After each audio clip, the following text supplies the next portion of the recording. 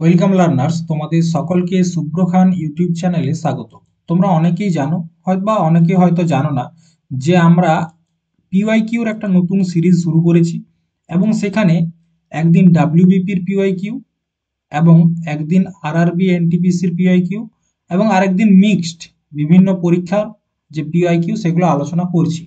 তো আজকের ক্লাসে আরআরবি এনটিপিসি পরীক্ষার সিবিটি ওয়ানের যে প্রশ্নপত্রটি রয়েছে, এবং যে পরীক্ষাটি তোমার 7ই জানুয়ারি 2021 এই তারিখে হয়েছিল, সেখানকার জিকে প্রশ্নপত্রটা আলোচনা করব, বা জিকে যে প্রশ্নগুলো ছিল সেগুলো আলোচনা করব। তো দেখো, প্রথমে যে প্রশ্নটা রয়েছে, কাকে ভারতীয় মহাকাশ কর্মসূচির জনক বলা হয়? মহাকাশ কর্মসূচির জনক বিক্রম শেঠ, নাকি অনুজ লাল, নাকি বিক্রম সারাভাই, নাকি আদিত্য সারাভাই? তো দেখো, মহাকাশ কর্মসূচির জনক কাকে বলা হয়? বিক্রম সারাভাইকে বলা হয় মহাকাশ কর্মসূচির জনক। এরপর কেন বলা হয়, কি হয়, সেই বিষয়ে দেখবো, ঠিক আছে? তো দেখো, ভারতবর্ষে 1962 সালে 1962-তে একটা সংস্থা গঠন করা হয় আমাদের যে মহাকাশ নিয়ে গবেষণা করার জন্য। সেই সংস্থাটির নাম হচ্ছে Indian national committee for space research. Indian national, note করবে, Indian national committee for space research. Space research, ঠিক আছে? তো এই যে সংস্থাটি তৈরি হয়, এটার প্রথম চেয়ারপারসন কে ছিলেন বা হেড কে ছিলেন? তার নাম হচ্ছে বিক্রম সারাভাই, ঠিক আছে? বিক্রম সারাভাই, ঠিক আছে? বিক্রম সারাভাই। পরবর্তী ক্ষেত্রে এই সংস্থাটি 1969 সালে 1969-এর 15ই আগস্ট এটার নাম পরিবর্তন করা হয়, এবং এটার নাম রাখা হয় ইসরো। কি নাম রাখা হয়? ISRO, Indian space research organisation. কি রাখা হয়? ইন্ডিয়ান স্পেস রিসার্চ অর্গানাইজেশন, ঠিক আছে? বোঝা গেছে? তো দেখো, প্রথম যে মহাকাশ বিজ্ঞানের জন্য যে সংস্থা গঠন করা হয়, তার চেয়ারপারসন কে ছিলেন? বিক্রম সারাভাই। তার জন্য তাকে কি বলে? ফাদার অফ স্পেস সায়েন্স, ঠিক আছে? ফাদার অফ স্পেস সায়েন্স, বা মহাকাশ বিজ্ঞানের জনক ভারতবর্ষে বলা হয়, ঠিক আছে? এরপর দেখো, ইসরো 1969 সালে গঠন হলো।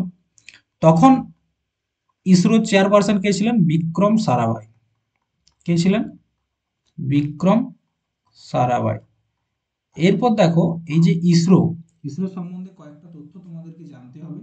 যেমন, ইসরোর যে প্রথম স্যাটেলাইট কবে লঞ্চ করে, ঠিক আছে? তো ডেটটা হচ্ছে 19 এপ্রিল 1975।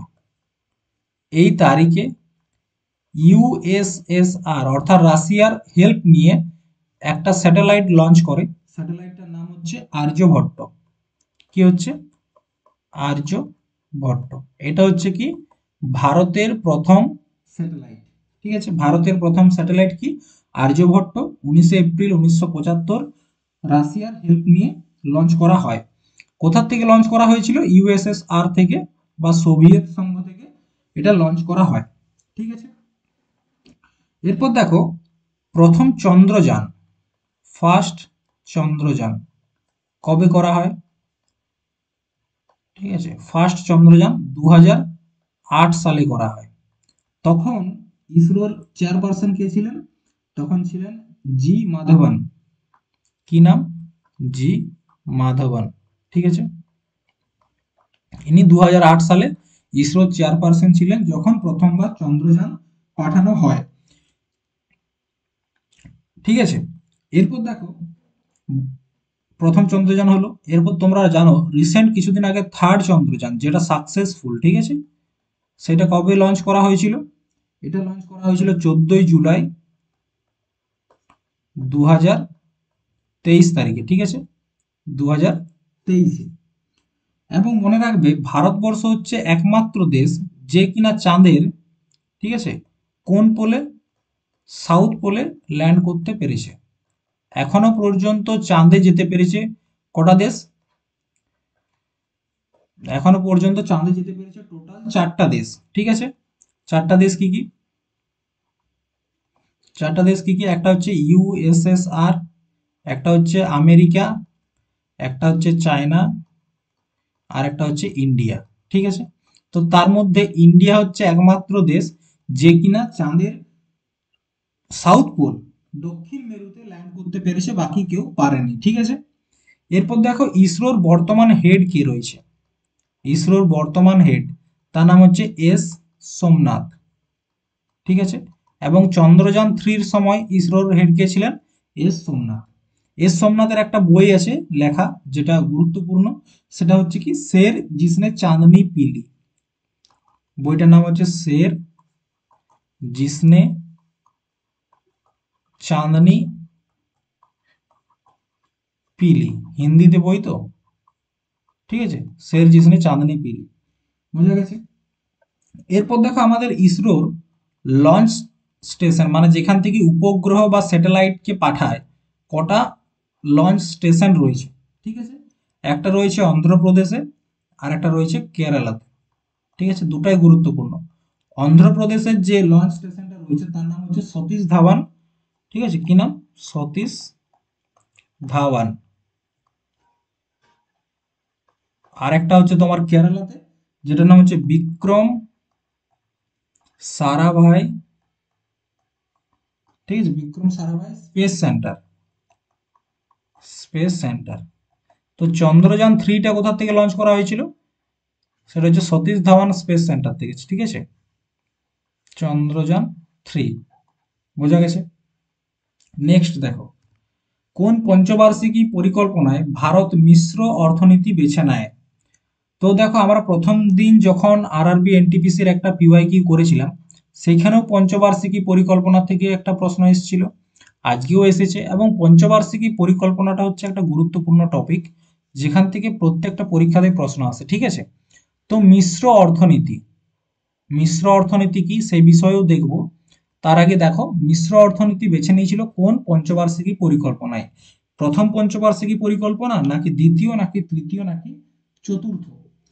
তো সেকেন্ড যে 5 ইয়ার প্ল্যানিং রয়েছে, যেটা 1956 থেকে, ঠিক আছে, 61 পর্যন্ত এই সময়কালের মধ্যে ছিল, সেখানেই কিন্তু ভারতের যে ইকোনমি সেটাকে মিক্সড ইকোনমি করা হয় বা মিশ্র অর্থনীতি করা হয়। এরপর মিক্সড ইকোনমি কি সেটা দেখবো। দেখো প্রথমত টাইপ অফ ইকোনমি, ইকোনমির কয়েকটা ভাগ রয়েছে। ঠিক আছে, তার মধ্যে বেসিক দুটো ভাগ হয়, একটা হচ্ছে বেস 1 আর একটা হচ্ছে বেস 2। ঠিক আছে, বেস 2, বেস মানে কি দু রকম, একটা হচ্ছে ওপেন ইকোনমি আর একটা হচ্ছে ক্লোজ ইকোনমি। এরপর বুঝো ওপেন আর ক্লোজ কোনটা। ওপেন মানে হচ্ছে যেসব দেশে ইম্পোর্ট এবং এক্সপোর্ট, ঠিক আছে, ইম্পোর্ট এবং এক্সপোর্ট হয়। ইম্পোর্ট এক্সপোর্ট কি?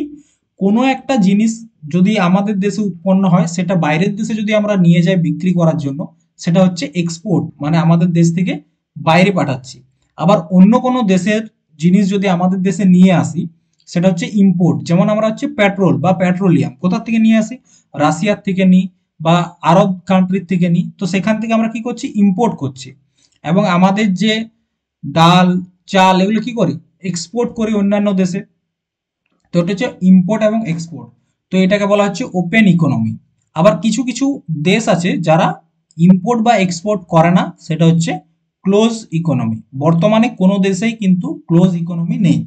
এরপর হচ্ছে বেস 2, মানে হচ্ছে কি ওনারশিপটা কার কাছে থাকবে, মানে একটা দেশের যে আয় সেটার ওনারশিপ কার কাছে থাকবে। তো এটাকে 3 ভাগে ভাগ করা যায়। ঠিক আছে, 3 ভাগে। একটা হচ্ছে ক্যাপিটালিজম, ক্যাপিটালিজম বা পুঁজিবাদ। একটা হচ্ছে তোমার সোশ্যালিজম, সোশ্যালিজম, আর একটা হচ্ছে মিক্সড। এরপর ক্যাপিটালিজম কি? যেখানে সমস্ত কিছু প্রাইভেট, প্রাইভেট কোম্পানির কাছে থাকে, যেমন আমেরিকা। তো এখানে হচ্ছে কি পুঁজিবাদ বা ক্যাপিটালিজম। ঠিক আছে, এরপর হচ্ছে সোশ্যালিজম, মানে কি যেখানে সমস্ত পাওয়ার কার কাছে আছে, গভর্নমেন্টের কাছে আছে, সরকারের কাছে রয়েছে সব কিছুর পাওয়ার, রেল বলো, তারপর হচ্ছে এয়ারপোর্ট বলো, এই সব কিছু সরকারের কাছে রয়েছে। তো সেটা হচ্ছে সোশ্যালিজম। এক্সাম্পল যদি তোমরা নাও, সেটা হচ্ছে ইউএসএসআর, আর একটা হচ্ছে নর্থ কোরিয়া। ঠিক আছে, এই দুটো এক্সাম্পল রয়েছে। আর মিক্সড ইকোনমি, মিক্সড ইকোনমি বলতে কি বোঝায়, যেখানে কিছু ক্ষমতা প্রাইভেট কোম্পানির কাছে রয়েছে, আবার কিছু ক্ষমতা সরকারের কাছেও রয়েছে, যেমন আমাদের দেশে এক্সাম্পল হচ্ছে ইন্ডিয়া। ঠিক আছে, সরকারের কাছেও রয়েছে, প্রাইভেট কোম্পানির কাছেও রয়েছে। আর ক্যাপিটালিজমের এক্সাম্পল হচ্ছে ইউনাইটেড স্টেট অফ আমেরিকা। ঠিক আছে, এই হচ্ছে ক্যাপিটালিজম, সোশ্যালিজম এবং মিক্সড। তো আমাদের কি, আমাদের হচ্ছে ওপেন অ্যান্ড মিক্সড ইকোনমি। ঠিক আছে, যদি বলা হয় ভারতের ইকোনমি কি রকম, সেটা হচ্ছে open economy and mixed economy. Mixed economy, বোঝা গেছে? এরপর দেখো এই যে ক্যাপিটালিজম, এই ক্যাপিটালিজমের জনক কে, এখান থেকে একটা প্রশ্ন আসে। তার নাম হচ্ছে অ্যাডাম স্মিথ। অ্যাডাম স্মিথ, তিনি কে? তিনি হচ্ছেন ক্যাপিটালিজমের জনক।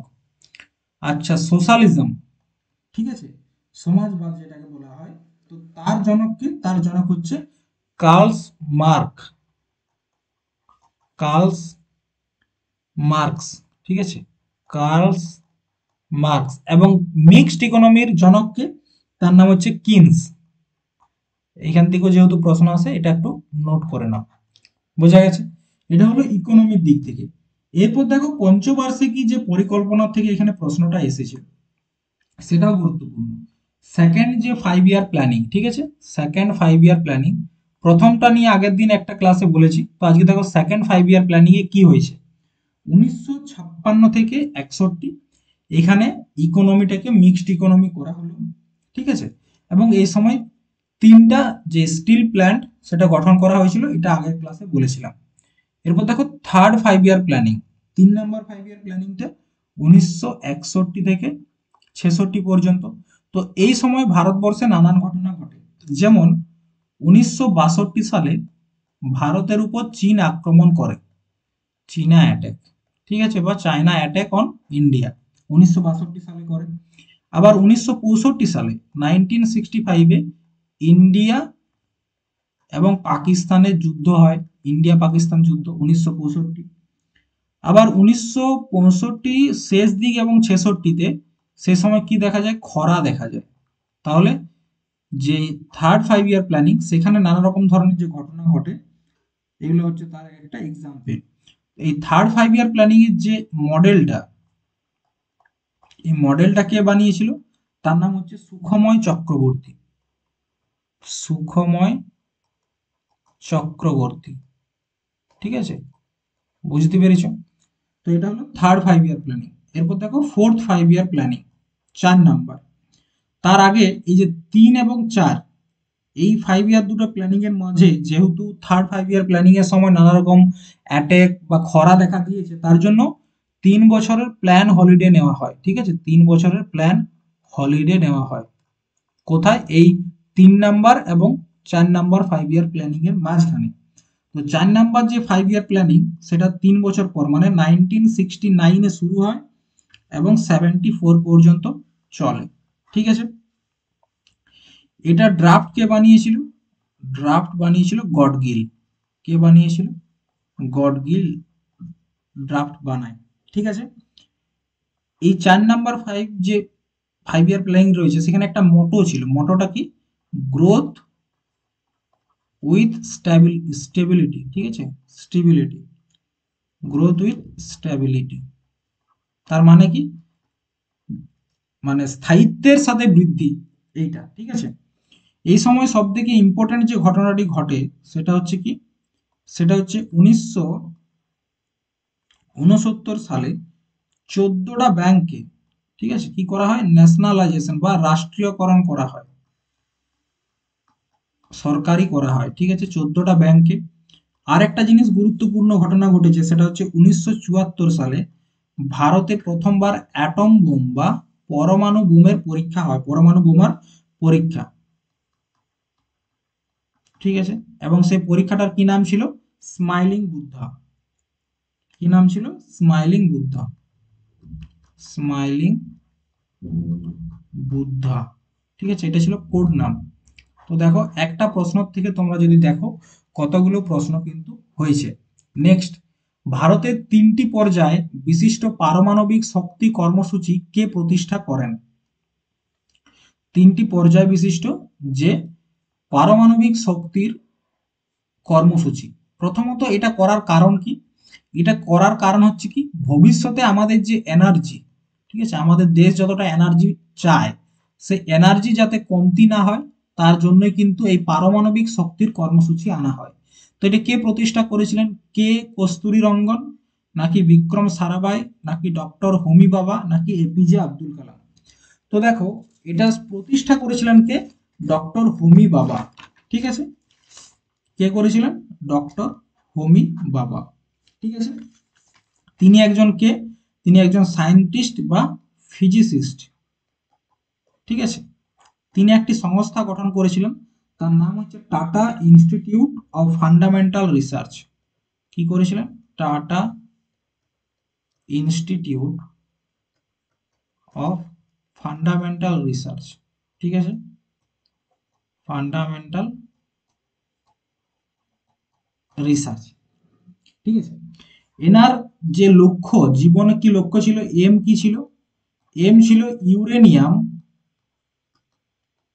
এবং থোরিয়াম।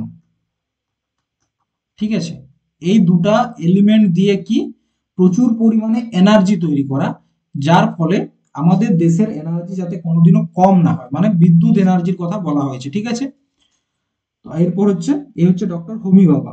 এবং কে কস্তুরী রঙ্গন। কে কস্তুরী রঙ্গনটা কে? তিনি ছিলেন ইসরোর চেয়ারপারসন। ঠিক আছে, ইসরোর চেয়ারপারসন 1994 থেকে 2003 পর্যন্ত। 1994, 1994 থেকে 2003 পর্যন্ত। চলো নেক্সট দেখো কি রয়েছে। বিশ্ব বই এবং কপিরাইট দিবস। বিশ্ব বই এবং কপিরাইট দিবস কবে পালন করা হয়? 23 এপ্রিল, 13ই মে, 19 জানুয়ারি, নাকি 27 এপ্রিল? তো বিশ্ব বই এবং কপিরাইট দিবস পালন করা হয় 23 এপ্রিল। কবে করা হয়? 23 এপ্রিল। আগের দিন ক্লাসে এপ্রিল মাসের কয়েকটা গুরুত্বপূর্ণ ডে তোমাদের সাথে আলোচনা করেছি। আজকে মে মাসের কয়েকটা গুরুত্বপূর্ণ আলোচনা করি। মে এবং জানুয়ারি এই দুটো মাসেরই করব। ঠিক আছে, তো দেখো 1 মে, প্রথমে জানো 1 মে হচ্ছে কি? ইন্টারন্যাশনাল লেবার ডে বা মে ডে। ঠিক আছে, international labour day, labour day, বা এটাকে মে দিবসও বলা হয়। ঠিক আছে, 8ই মে, এটা হচ্ছে red cross day. Red cross day. আরেকটা হচ্ছে তোমার 31 মে। এই দিনটাকে কি বলা হয়? এই দিনটাকে বলা হয় ওয়ার্ল্ড নো টোবাকো ডে। ঠিক আছে, বা নো স্মোকিং ডে, বা নো স্মোকিং ডে। ঠিক আছে, এই তিনটা হচ্ছে মে মাসের গুরুত্বপূর্ণ দিন। এরপর দেখো জানুয়ারি। ঠিক আছে, জানুয়ারির কয়েকটা গুরুত্বপূর্ণ দিন। 1লা জানুয়ারি তোমরা সকলেই জানো।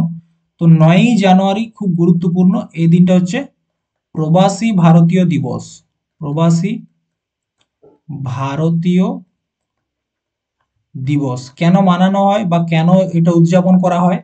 কারণ 9ই জানুয়ারি 1915 সালে মহাত্মা গান্ধী, ঠিক আছে, MK Gandhi, Mahatma Gandhi south Africa থেকে ভারতে এসেছিলেন। কোথা থেকে? সাউথ আফ্রিকা থেকে ভারত এসেছিলেন। ঠিক আছে, তার জন্য এই দিনটাকে কি করা হয়? প্রবাসী ভারতীয় দিবস হিসাবে পালন করা হয়। এরপর দেখো 10ই জানুয়ারি, এই দিনটা কি হিসাবে পালন করা হয়? বিশ্ব হিন্দি দিবস, ওয়ার্ল্ড হিন্দি ডে। ঠিক আছে, এরপর হচ্ছে তোমার 12ই জানুয়ারি, এটা হচ্ছে national youth day. National youth day. ঠিক আছে, আর 15ই জানুয়ারি এটা হচ্ছে তোমার আর্মি ডে। ঠিক আছে, এই কয়েকটা দিন জানুয়ারি মাসের খুব গুরুত্বপূর্ণ। আর একটা রয়েছে তোমার 23শে জানুয়ারি, আশা করি সকলেই জানো। আর একটা হচ্ছে 26শে জানুয়ারি। এই দুটো দিন আশা করি সকলেই জানো, যদি না জানো সেটা কমেন্ট করো। ঠিক আছে, নেক্সট, কোন শহরটি স্বর্ণ চতুর্ভুজ মহাসড়ক নেটওয়ার্কের অংশ নয়? হায়দ্রাবাদ, কলকাতা, দিল্লি নাকি মুম্বাই? প্রথমত চতুর্ভুজ, যে স্বর্ণ চতুর্ভুজ মহাসড়ক সেটা কি সেটা জানতে হবে। তো প্রথমে উত্তরটা দেখে নাও, উত্তরটা হচ্ছে হায়দ্রাবাদ। ঠিক আছে, এরপর দেখো স্বর্ণ চতুর্ভুজ মহাসড়ক। দেখো আমাদের যে ভারতবর্ষের চারটা মেন সিটি, চারটা মেন শহর কি কি? একটা হচ্ছে দিল্লি, একটা হচ্ছে মুম্বাই, একটা হচ্ছে চেন্নাই, আর একটা হচ্ছে কলকাতা। একটা হচ্ছে কি কলকাতা, একটা হচ্ছে দিল্লি, একটা হচ্ছে মুম্বাই, ঠিক আছে, আর একটা হচ্ছে চেন্নাই।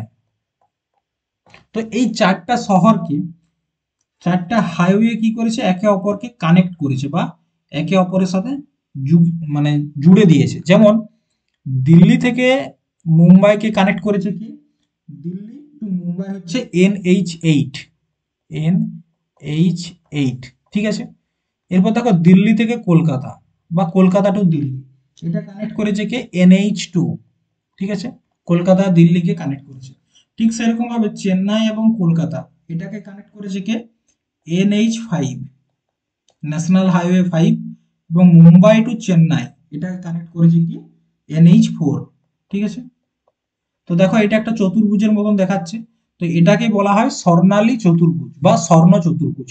তো এর মধ্যে কোন কোন শহরগুলি রয়েছে? মুম্বাই, দিল্লি, কলকাতা এবং চেন্নাই, ঠিক আছে। তাহলে হায়দ্রাবাদ এই স্বর্ণ চতুর্ভুজের অংশ নয়। এরপর দেখো আমাদের হাইওয়ে সম্বন্ধে কয়েকটা গুরুত্বপূর্ণ তথ্য, ঠিক আছে। প্রথমত, যে হাইওয়ে বা মহাসড়ক, হাইওয়ে, ঠিক আছে, এটা জনক কাকে বলা হয়? জনক বলা হয় সম্রাট অশোককে, ঠিক আছে, তাকে বলা হয় জনক।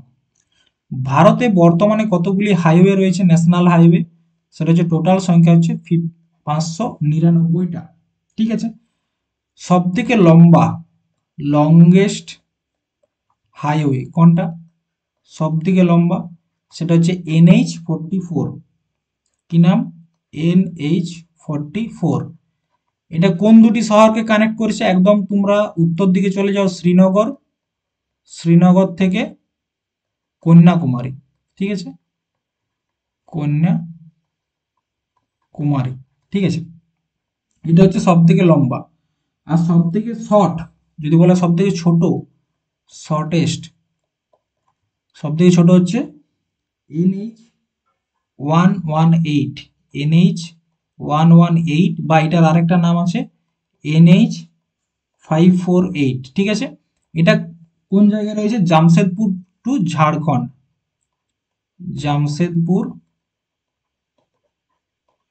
টু ঝাড়খণ্ড, ঠিক আছে, NH118। এটা হচ্ছে সব থেকে ছোট। এরপর দেখো জিটি রোড, একটা ন্যাশনাল হাইওয়ে, আর একটা হচ্ছে জিটি রোড বা গ্র্যান্ড ট্রাঙ্ক রোড, ঠিক আছে। এটা কে নির্মাণ করেছিল বা জিটি রোডের জনক কাকে বলা হয়? শেরশাহ সূরি। এটাও একটা প্রশ্ন আসে, তার জন্য সাইডে একটু নোট করে নিও, ঠিক আছে, শেরশাহ সূরি। এরপর দেখো আমাদের যে ভারতবর্ষ, ঠিক আছে, ভারতবর্ষকে একদম নর্থ থেকে সাউথে কানেক্ট করেছে কে? নর্থ থেকে সাউথে কানেক্ট করেছে NH44, শ্রীনগর টু কন্যাকুমারী। এটা দৈর্ঘ্য কত? এটা দৈর্ঘ্য হচ্ছে তোমার 4112 কিলোমিটার, ঠিক আছে। ঠিক সেরকম ভাবে যদি বলা হয় কোন মহাসড়কটি বা কোন ন্যাশনাল হাইওয়ে আমাদের পূর্ব থেকে পশ্চিমে কানেক্ট করেছে, ইস্ট থেকে ওয়েস্টে, তো তার নাম হচ্ছে NH27, ঠিক আছে, NH27। কোন দুটি জায়গায় কানেক্ট করেছে? এদিকে হচ্ছে গুজরাটের পোরবন্দর, ঠিক আছে, আর ওইদিকে হচ্ছে তোমার ইস্টের হচ্ছে আসামের শিলচর। আসামের একটি জায়গা আছে যার নাম হচ্ছে শিলচর, ঠিক আছে, এই দুটো জায়গাকে কানেক্ট করেছে। এবং যদি বলা হয় এটার দৈর্ঘ্য কত, দৈর্ঘ্য হচ্ছে 3400 কিলোমিটার। 3400 কিলোমিটার। তাহলে নর্থ সাউথ ইস্ট ওয়েস্ট, সব থেকে লম্বা, সব থেকে ছোট, স্বর্ণালী চতুর্ভুজ, কতগুলো হাইওয়ে রয়েছে, আশা করি সবই তোমাদের সাথে আলোচনা করেছি। নেক্সট, ভারতীয় জাতীয় কংগ্রেসের প্রথম মুসলিম সভাপতি কে ছিলেন? ভারতীয় জাতীয় কংগ্রেসের প্রথম মুসলিম সভাপতি কে ছিলেন? আব্দুল কালাম আজাদ, নাকি বদরুদ্দিন তৈয়বজি, নাকি নবাব সৈয়দ মোহাম্মদ বাহাদুর, নাকি দাদাভাই নরজি? তো প্রথমে যে প্রশ্নটা রয়েছে, ইন্ডিয়ান ন্যাশনাল কংগ্রেস, আইএনসি, ঠিক আছে, এটার স্থাপনা কবে হয়?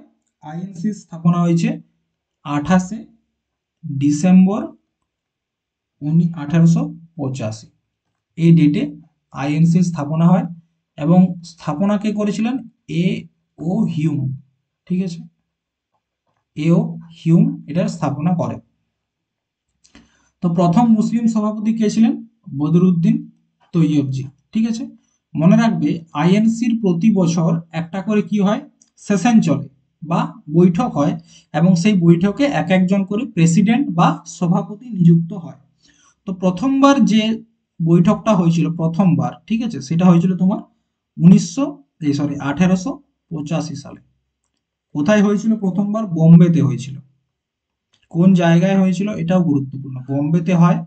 এবং এখানে প্রেসিডেন্ট কে ছিল? উমেশ চন্দ্র ব্যানার্জি, বা সভাপতি কে ছিলেন? উমেশ চন্দ্র ব্যানার্জি সেকেন্ড, ঠিক আছে। এরপর দেখো প্রথমবার মুসলিম কবে হয়? ফার্স্ট মুসলিম প্রেসিডেন্ট কবে হয়? সেটা হচ্ছে তোমার 1887 সালে। এই বৈঠকটা কোথায় হয়েছিল? মাদ্রাস, বা বর্তমানে যেটা চেন্নাই নামে পরিচিত, মাদ্রাস। এখানে হেড কে ছিল? বদরুদ্দিন তৈয়বজি, বদরুদ্দিন তৈয়বজি, ঠিক আছে, ফার্স্ট মুসলিম। আচ্ছা, যদি বলা হয় প্রথম বিদেশি কে ছিল, ফরেনার সভাপতি কে ছিলেন, তাহলে সেটা হচ্ছে তোমার 1888 সালে হয়েছিল, ঠিক আছে। এবং এই বৈঠকটা হয়েছিল এলাহাবাদে, এলাহাবাদ, ঠিক আছে। এবং এখানে ফরেনার হিসেবে কে ছিল? জর্জ উলে, জর্জ উলে, তিনি কে ছিলেন? সভাপতি, ঠিক আছে। প্রথম হয়ে গেল। প্রথম মহিলা, দেখো এই প্রশ্নগুলোই আসে, ঠিক আছে। প্রথম মহিলাকে অ্যানি বেসান্ট, ঠিক আছে। কত সালে? 1917 সালে প্রথম কোনো মহিলা আইএনসির প্রেসিডেন্ট হন, ঠিক আছে। কলকাতা অধিবেশন, বা তৎকালীন ছিল ক্যালকাটা, ক্যালকাটা অধিবেশন কে? অ্যানি বেসান্ট, ঠিক আছে, অ্যানি বেসান্ট। গান্ধীজি কবে হয়? ঠিক আছে, গান্ধীজি তার জীবনকালে একবারেই কংগ্রেসের সভাপতি হয়েছিলেন, সেটা হয়েছিলেন 1924 সালে বেলগাম অধিবেশন। প্রশ্ন এগুলো আসে, বেলগাম অধিবেশন কোথায়? এটা কর্ণাটক রাজ্যে, ঠিক আছে, বেলগাম অধিবেশন গান্ধীজি হয়েছিলেন। এরপর দেখো 1925 সালে সরোজিনী নাইডু হয়। কে? 1924, 1925 কে হয়েছিলেন? সরোজিনী নাইডু, সরোজিনী নাইডু। কি জন্য গুরুত্বপূর্ণ? সরোজিনী নাইডু হচ্ছে প্রথম ভারতীয় মহিলা, ফার্স্ট ভারতীয় মহিলা প্রেসিডেন্ট, ঠিক আছে। তো দেখো প্রথম মহিলা হচ্ছে অ্যানি বেসান্ট, কিন্তু প্রথম ভারতীয় মহিলা হচ্ছে সরোজিনী নাইডু। কোন অধিবেশনে? কানপুর অধিবেশন, ঠিক আছে, কানপুর অধিবেশনে তিনি সভাপতিত্ব করেছিলেন। এরপর দুবার হয়েছিল তোমার সুভাষচন্দ্র বোস। একবার হচ্ছে 1938 সালে হরিপুরা, 1938 সালে হরিপুরা অধিবেশন, ঠিক আছে। হরিপুরা অধিবেশনে কে হয়েছিল? সুভাষচন্দ্র বোস। তার পরের বছর 1939 সালে ত্রিপুরী অধিবেশনে, কোথায়? মধ্যপ্রদেশের ত্রিপুরী অধিবেশনে সুভাষচন্দ্র বোস আবার প্রেসিডেন্ট হিসাবে ইলেক্ট হন, কিন্তু এখানে গান্ধীজি চাননি যে সুভাষচন্দ্র বোস আইএনসির প্রেসিডেন্ট হোক, তার জন্য সুভাষচন্দ্র বোস 1939 সালে আইএনসি ছেড়ে দেন এবং কি করেন, ফরওয়ার্ড ব্লকের স্থাপনা করেন। ঠিক আছে, বোঝা গেছে। এরপর দেখো আব্দুল কালাম আজাদ বা আবুল কালাম আজাদ, তিনি কত সালে হয়েছিলেন? তিনি দুবার আইএনসির প্রেসিডেন্ট হিসাবে নিযুক্ত হন, একবার 1923 সালে দিল্লি অধিবেশনে, আরেকবার হচ্ছে তিনি 1940 সালে রামগড় অধিবেশনে। ঠিক আছে, এই দুবার তিনি আইএনসির প্রেসিডেন্ট হিসাবে নিযুক্ত হন। নবাব সৈয়দ মুহাম্মদ বাহাদুর, নবাব সৈয়দ মুহাম্মদ বাহাদুর, তিনি কবে হয়েছিলেন? 1913 সালে তিনি আইএনসির প্রেসিডেন্ট হন। কোথায়? 1913 সালে কারাচি অধিবেশন, যেটা বর্তমানে পাকিস্তানে রয়েছে। ঠিক আছে, কারাচি অধিবেশন। আর দাদাভাই নওরোজি, ইনি হচ্ছেন সেকেন্ড প্রেসিডেন্ট আইএনসির। কত সালে? 1886 সালে। ঠিক আছে, 1886। কোথায়? ক্যালকাটা অধিবেশন। বর্তমানে কলকাতা হলো, তখন ক্যালকাটা ছিল। ঠিক আছে, দাদাভাই নওরোজি, নবাব সৈয়দ মোহাম্মদ বাহাদুর, বদরুদ্দিন তৈয়বজি এবং আব্দুল কালাম আজাদ, এবং বাকি যে গুরুত্বপূর্ণ আইএনসি যে ইয়াগুলো রয়েছে, কি বলে, অধিবেশনটা, সেই অধিবেশনগুলো তোমাদের সাথে দেখো একদম ডিটেলসে দিয়েছি, নোট করে নিও। নেক্সট, একটি ধনাত্মক চার্জযুক্ত আয়ন কে কি বলা হয়? ধনাত্মক চার্জযুক্ত আয়নকে কি বলা হয়? অণু, পরমাণু, অ্যানায়ন নাকি ক্যাটায়ন? যখনই পজিটিভ থাকবে, ঠিক আছে, পজিটিভ মানে হচ্ছে তোমার ক্যাটায়ন। আর এখানে দেখো অ্যানায়ন শব্দের মধ্যে একটা নেগেটিভ ভাব আসছে, এটা হচ্ছে অ্যানায়ন। এরপর নিচের কোনটি কার্বনের অ্যালোট্রপিক রূপ? হিরে, জিপসাম, চক, মার্বেল। কার্বনের অ্যালোট্রপিক রূপ হচ্ছে হীরা। ঠিক আছে, এগুলো তো বোঝার মতন কিছু নয়, তো ওই জন্য এগুলো একটু নোট করে নিও শুধু। ঠিক আছে, এরপর দেখো দ্বিতীয় বিশ্বযুদ্ধ দ্বারা প্রভাবিত দেশগুলিতে শিশু ও মায়েদের জরুরি খাদ্য ও স্বাস্থ্যসেবা প্রদানের জন্য জাতিসংঘ কৃতক কোন সংস্থা তৈরি করা হয়েছিল? জাতিসংঘ মানে হচ্ছে ইউএনও বা ইউনাইটেড নেশন অর্গানাইজেশন। ঠিক আছে, তো কোন সংস্থাটি তৈরি করা হয় কাদের জন্য? শিশু এবং মায়েদের জরুরি অবস্থার জন্য। ঠিক আছে, কাদের জন্য? শিশু ও মায়েদের জরুরি খাদ্য ও স্বাস্থ্য সেবার জন্য। ঠিক আছে, ইউনেস্কো, আইএমএফ নাকি ইউনিসেফ নাকি ডাব্লিউএইচও? তো দেখো শিশু এবং মায়েদের জন্য হচ্ছে কি ইউনিসেফ। ঠিক আছে, ইউনেস্কো তো আগের একটা ক্লাসে আলোচনা করেছি, ওয়ার্ল্ড হেরিটেজ সাইট। আইএমএফ নিয়ে এখানে আলোচনা করব। ঠিক আছে, আজকে ক্লাসে। তো দেখো প্রথমে ইউনিসেফ নিয়ে কয়েকটা জিনিস দেখো। ইউনিসেফ, ঠিক আছে, যার সম্পূর্ণ নাম হচ্ছে ইউনাইটেড নেশন চিলড্রেন ফান্ড। কি নাম? United nation children fund. ঠিক আছে, এটা হচ্ছে ইউনিসেফের সম্পূর্ণ নাম। এটা কত সালে গঠন করা হয়? গঠন করা হয়েছিল তোমার 1946 সালে, এবং এটার হেডকোয়ার্টার কোথায় অবস্থিত? New York. ঠিক আছে, নিউ ইয়র্কে হচ্ছে এটার হেডকোয়ার্টার। তো ইউনিসেফ কিসের জন্য করা হয়েছিল? শিশু এবং মায়েদের যে এমার্জেন্সি ফুড অ্যান্ড হেলথ কেয়ারের জন্য। ঠিক আছে, এটার বর্তমানে ব্র্যান্ড অ্যাম্বাসেডর কে রয়েছে ইন্ডিয়াতে? ব্র্যান্ড অ্যাম্বাসেডর কে রয়েছে ইন্ডিয়াতে? তার নাম হচ্ছে করিনা কাপুর। ঠিক আছে, একটা সময় কাপুর, সচিন টেন্ডুলকারও ছিল।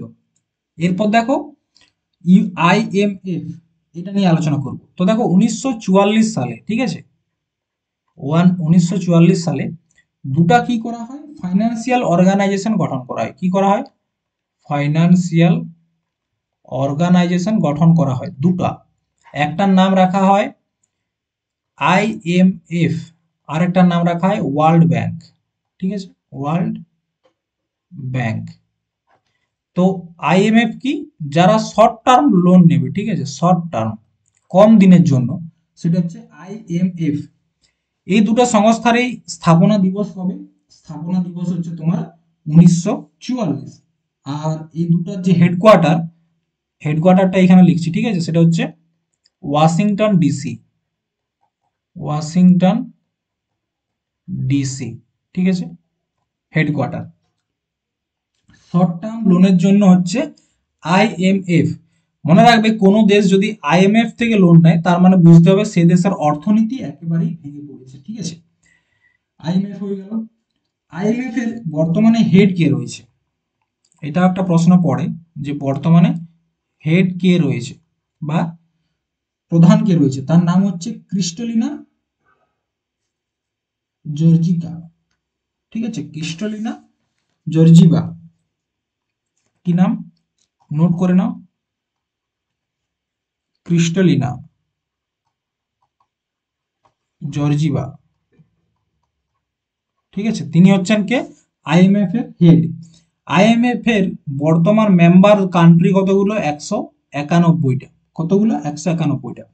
এরপর দেখো ওয়ার্ল্ড ব্যাংক, ঠিক আছে, ওয়ার্ল্ড ব্যাংক, কালারটা চেঞ্জ করি। তো দেখো ওয়ার্ল্ড ব্যাংকের আরো একটা নাম রয়েছে, সে নামটা হচ্ছে কি, আইবিআরডি, আইবিআরডি। এটা সম্পূর্ণ নাম কি, সম্পূর্ণ নাম হচ্ছে international bank for reconstruction and development. কি, international bank for, international bank for reconstruction,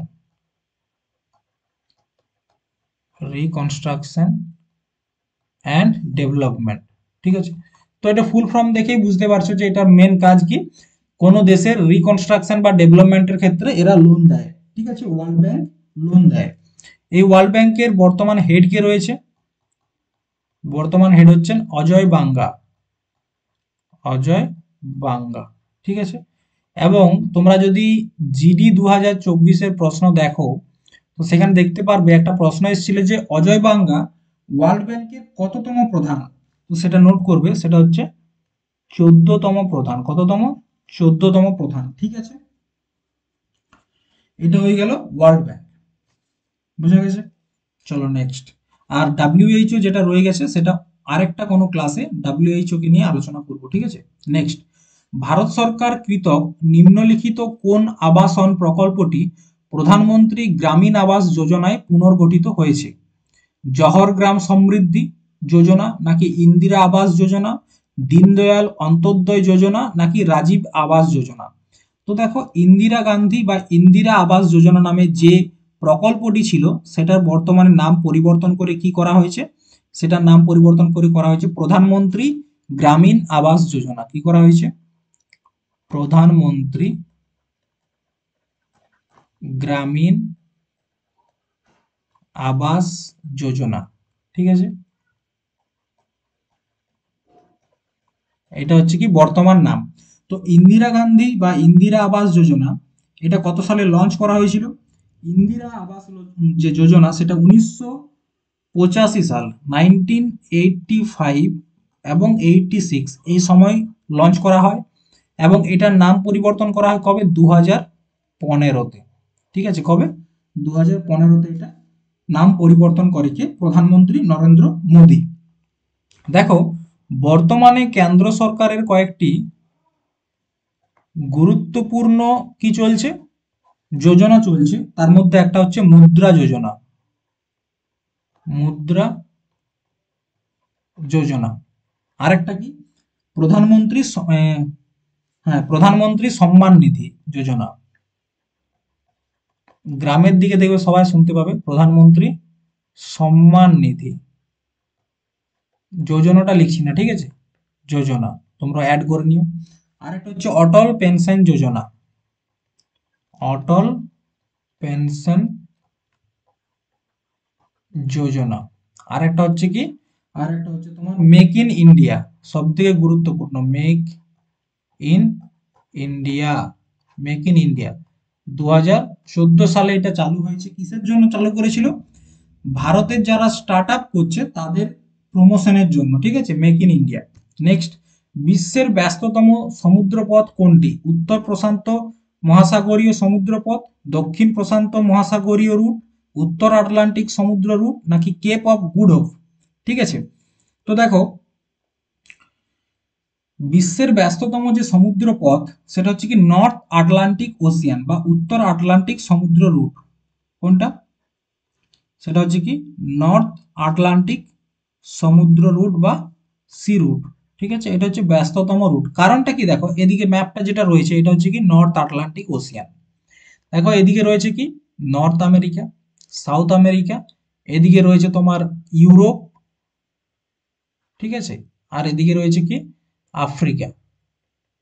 তো দেখো এই যে নর্থ আটলান্টিক ওশিয়ান রয়েছে, চারটা বড় বড় যে মানে কি বলবো মহাদ্বীপ রয়েছে, Europe, north America, south America এবং আফ্রিকা, এই চারটাকেই কানেক্ট করছে। মানে এই জায়গাটা দিয়েই এই চারটা যে মহাদেশ বলা চলে, যে এটার মধ্যে একটা ব্যবসার যে পথ, সেটা নর্থ আটলান্টিক ছাড়া যাওয়া সম্ভব নয়। যদি ইউরোপ থেকে কোনো জিনিস নর্থ আমেরিকায় পৌঁছাতে হয়, সেটা স্বাভাবিকভাবে নর্থ আটলান্টিক ওশিয়ানের মধ্য দিয়েই যাবে। তো সেক্ষেত্রে তার জন্যই সব থেকে ব্যস্ততম যদি সমুদ্রপথ জিজ্ঞেস করা হয়, সেটা হচ্ছে নর্থ আটলান্টিক ওশিয়ান। ঠিক আছে, এরপর দেখো কেপ অফ গুড হোপ সমুদ্র রুট কোনটি?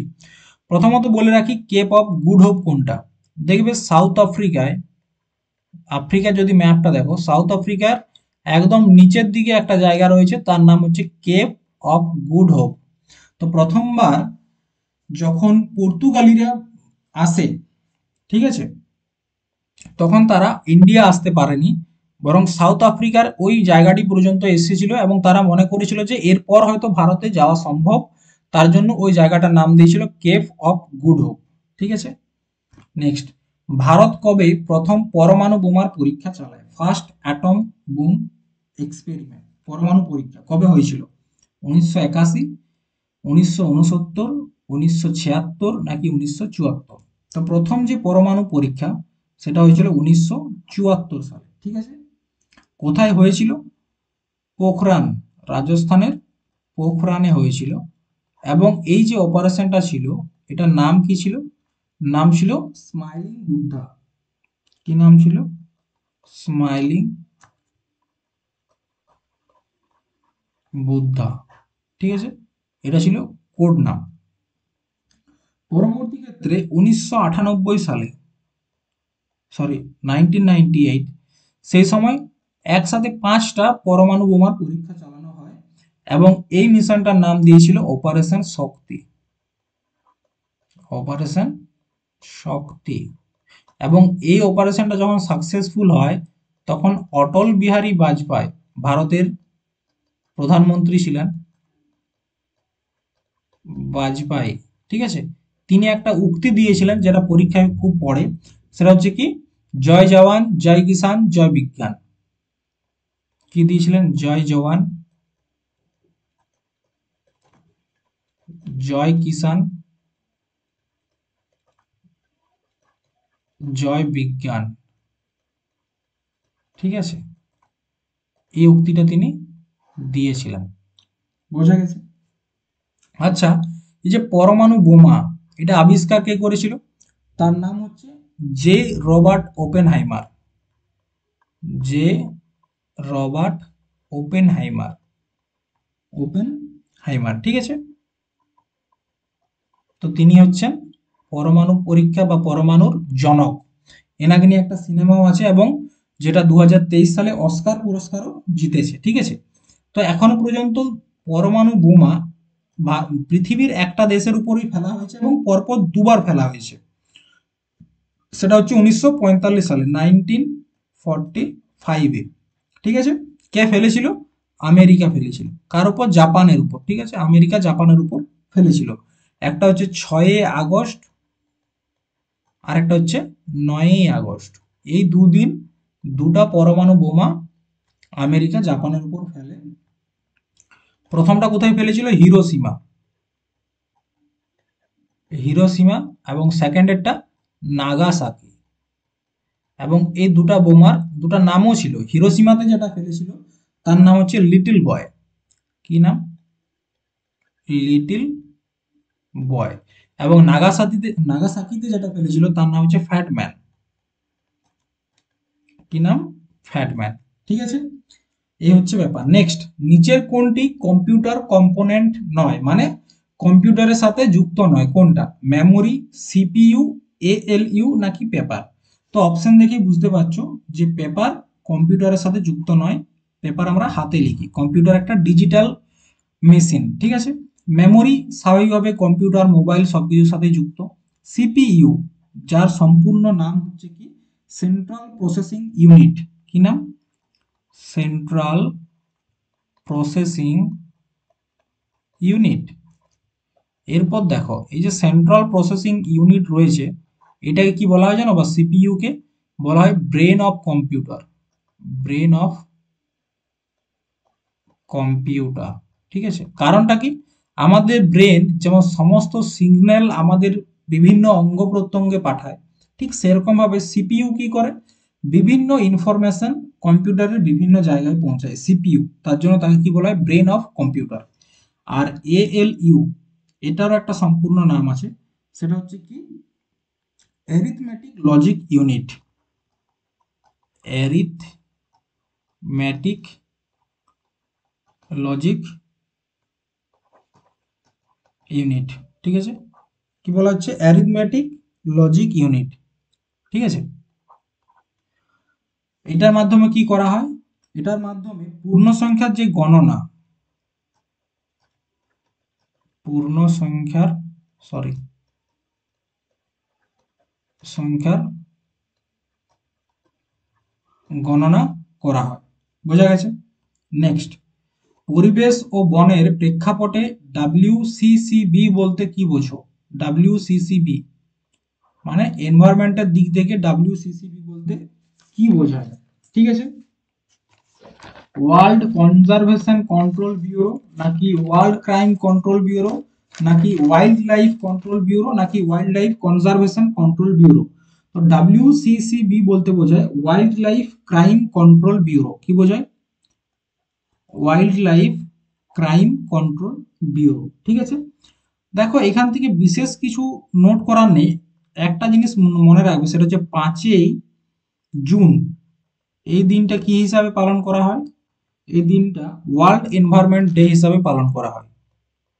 ওয়ার্ল্ড এনভায়রনমেন্ট ডে, বিশ্ব পরিবেশ দিবস হিসাবে পালন করা হয়।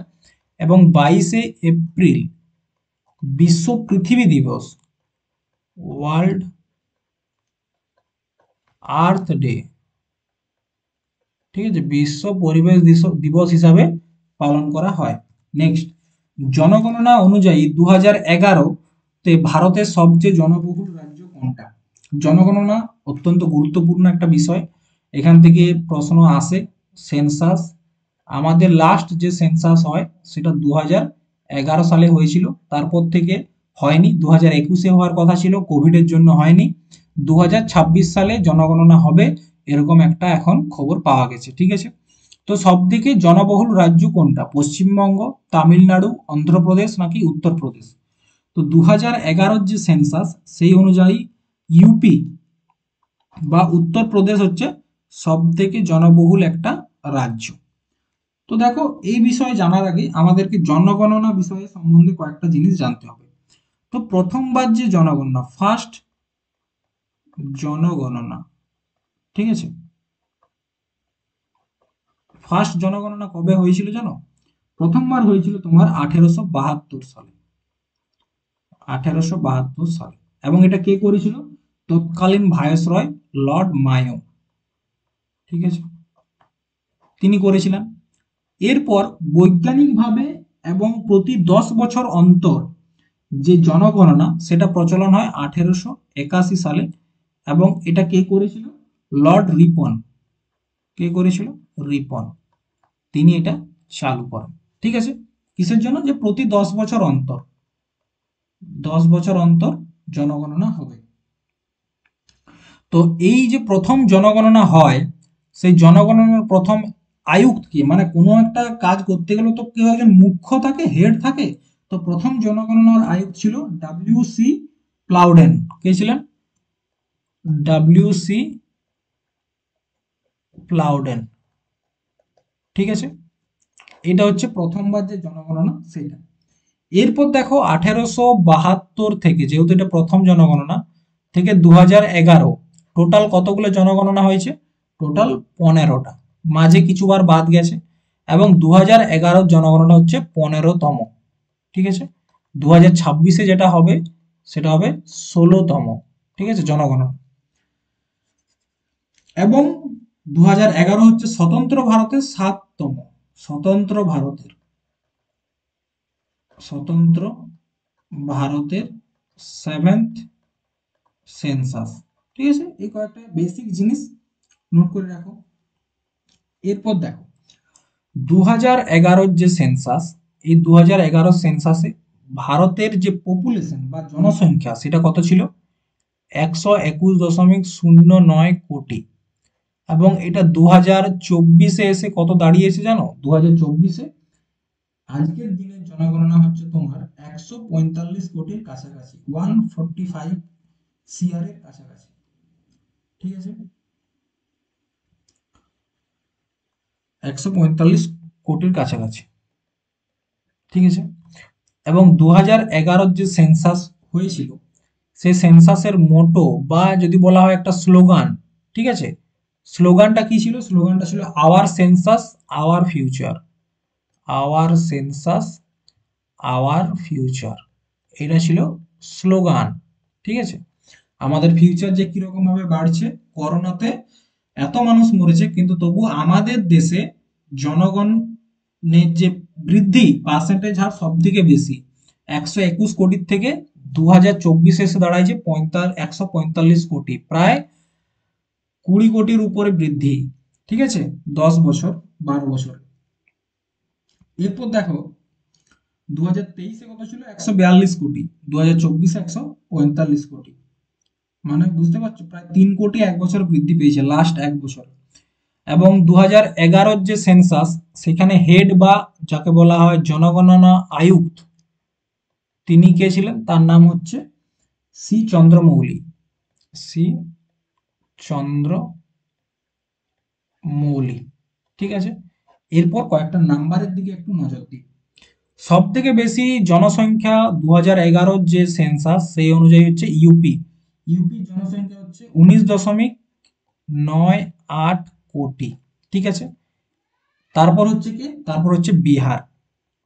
বিহার, বিহারের জনসংখ্যা হচ্ছে তোমার 10.41 কোটি। এবং তারপর হচ্ছে ওয়েস্ট বেঙ্গল, ওয়েস্ট বেঙ্গল হচ্ছে তোমার 9.13 কোটি। এই হচ্ছে ওয়ান, ফার্স্ট, সেকেন্ড, থার্ড জনগণনার দিক থেকে। ঠিক আছে, তো দেখো আমাদের এই তিনটা রাজ্যের যে জনসংখ্যা সেটা কিছু কিছু দেশের জনসংখ্যার থেকে বেশি। যেমন বাংলাদেশ, তারা এখন বলছে আমাদের পশ্চিমবঙ্গকে দখল করে নেব, উড়িষ্যাকে দখল করে নেব, বিহারকে দখল করে নেব। তারা এটা জান নাই যে আমাদের বিহার এবং পশ্চিমবঙ্গ মিলায় 2011 জনগণনার অনুযায়ী 19 কোটি, 20 কোটি জনসংখ্যা রয়েছে। আবার ইউপিতে একাই 20 কোটি জনসংখ্যা রয়েছে। তো আমরা যদি চাই বাংলাদেশ আমাদের ভিতরে ঢুকে যাবে, কিন্তু বাংলাদেশের যারা আর্মি ম্যান তারা বলছে কি, না আমরা কলকাতা দখল করবো। এই হচ্ছে স্বপ্ন, মানে কি লেভেলের নেশা করে আর কত সস্তার নেশা করেছে সেটা দেখলেই বোঝা যায়। ঠিক আছে, তো ছাড়াও সেসব কথা, ওদের ফালতু লোকের কথা বলে লাভ নাই। এরপর দেখো সব থেকে কম জনসংখ্যা কোথায় রয়েছে। সব থেকে কম জনসংখ্যা কোথায় রয়েছে সেটা হচ্ছে তোমার সিকিমে, সব থেকে কম। এইখানে জনসংখ্যা নাই বললেই চলে, সেটা হচ্ছে কত? 6.11 লাখ, 6.11 লাখ, 6.11 লক্ষ। এটা হচ্ছে সিকিমের জনসংখ্যা। তামিলনাড়ু কিসের দিক থেকে এগিয়ে আছে? শিক্ষার হারে, শিক্ষার হার, শিক্ষার হারে প্রথম কে? সেটা হচ্ছে তামিলনাড়ু। ঠিক আছে, কত? লিটারেসি রেট হচ্ছে তোমার 74 দশমিক, সরি 90, দাঁড়াও কত, 93.9% হচ্ছে তামিলনাড়ুতে। এবং যদি বলা হয় ভারতে শিক্ষার হার কত, ভারতে সেটা হচ্ছে 74.04% লিটারেসির দিক থেকে। ঠিক আছে, হুম, শিক্ষার হারে এটা আমি একটু ভুল বললাম। তামিলনাড়ু কিন্তু শিক্ষার হারে এগিয়ে নয়, শিক্ষার হারে এগিয়ে রয়েছে কি, এটা এই যে এটা, এটা হচ্ছে কেরালা। ঠিক আছে, একটু ভুল হয়েছে, একটু ঠিক করে নিও। কেরালা শিক্ষার হারে প্রথম 93.9%। ঠিক আছে। আচ্ছা, তামিলনাড়ুর জনসংখ্যা কত? 7.2, 7.2 সিআর। আর অন্ধ্রপ্রদেশের জনসংখ্যা কত তোমরা বলো? বলো, এটা কমেন্ট করে দাও, ঠিক আছে? অন্ধ্রপ্রদেশের জনসংখ্যাটা কত? চলো নেক্সট দেখো। চারটি পুরস্কার তালিকাভুক্ত করা হয়েছে, যার মধ্যে তিনটি কোনো উপায়ে একই রকম এবং একটি আলাদা। বিজোড়টি নির্বাচন করো। চারটা পুরস্কার তালিকাভুক্ত করা হয়েছে, যার মধ্যে তিনটি কোনো উপায়ে একই রকম এবং একটি আলাদা।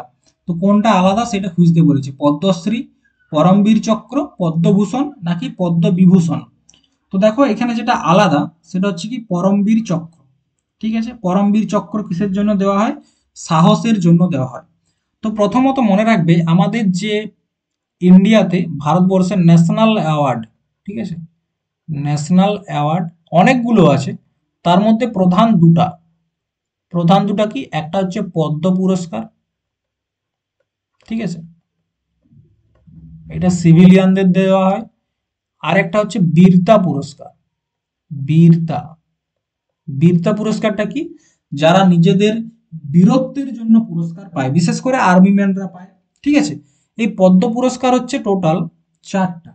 একটা হচ্ছে ভারত রত্ন, একটা হচ্ছে ভারত রত্ন, একটা হচ্ছে পদ্মবিভূষণ, বিভূষণ, পদ্মভূষণ, আর একটা হচ্ছে পদ্মশ্রী। ঠিক আছে। দেখো এগুলো র্যাঙ্কিং হিসাবে আছে। প্রথম হচ্ছে ভারতরত্ন, সব থেকে বড় পুরস্কার। সেকেন্ড হচ্ছে পদ্মবিভূষণ, থার্ড হচ্ছে পদ্মভূষণ, এবং 4 নাম্বার হচ্ছে পদ্মশ্রী। কিছু কিছু জায়গায় ভারতরত্নকে পদ্ম পুরস্কারের পর্যায়ে রাখে না, তাকে আরো উচ্চ স্তরে দেয়। সেখানে পদ্মবিভূষণ প্রথম, পদ্মভূষণ দ্বিতীয়, পদ্মশ্রী তৃতীয়। কিন্তু ভারতরত্নও পদ্ম পুরস্কারের মধ্যেই পড়ে। ঠিক আছে। আর বীরতার জন্য দু রকমের পুরস্কার দেওয়া হয়। ঠিক আছে, দু রকম কি কি? একটা হচ্ছে যুদ্ধক্ষেত্রে, ধরো যুদ্ধ চলছে সেই সময় এক ধরনের পুরস্কার দেওয়া হয়।